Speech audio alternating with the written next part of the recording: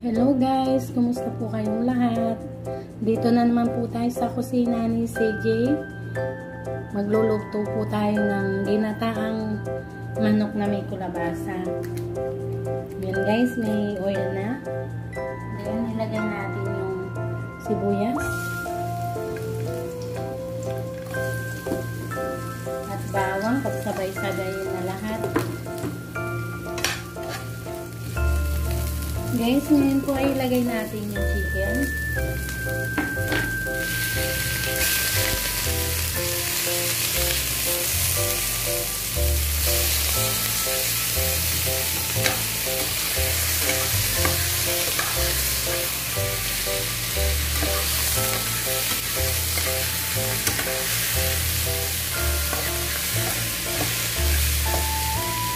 Ngayon guys, ay takpan po muna natin siya.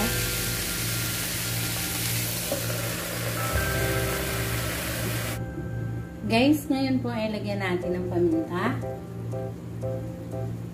Ayan. Then, lagyan po natin ng chili powder. Wala akong siling buo na mahanghang. Chili powder na lang. Then, haluin po natin siya.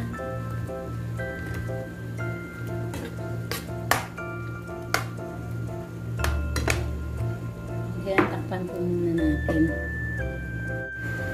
Guys, ngayon po ay ilagay natin yung gata. Ayan.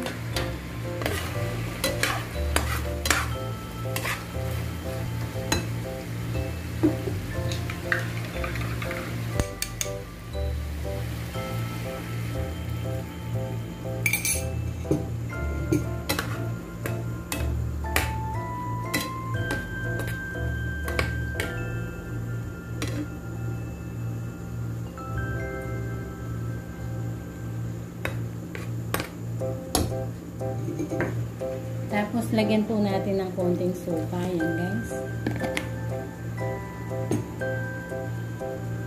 And then, konting magic sarap. And then, takpan po muna natin siya. Guys, ngayon po ay ilagay na natin yung gulay. Yung kalabasa at saka talong. Ayan, guys.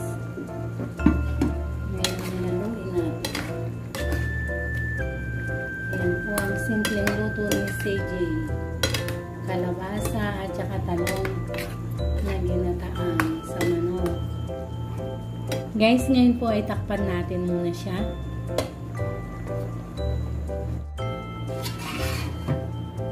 Guys, ayan na po. Luto na siya. Ngayon ay ilagay na natin sa lagayan. Ayan guys. Tapos na po siya. Ang ginataang kalabasa na may talong at manok. Ayan guys.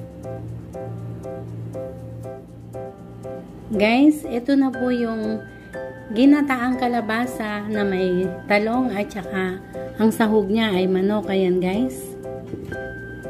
Ayan po siya. Ayan. Maraming salamat po sa walang sawang suporta sa aking YouTube channel. Sa mga panonood nyo sa aking mga video. Maraming salamat po sa mga subscriber ko, mga nagde-views, nagko-comment, nagla-like, silent viewers. Maraming salamat po sa inyong lahat. Kung hindi pa po kayo nakaka-subscribe, please paki-subscribe na po yung YouTube channel ko, CJ Vlog.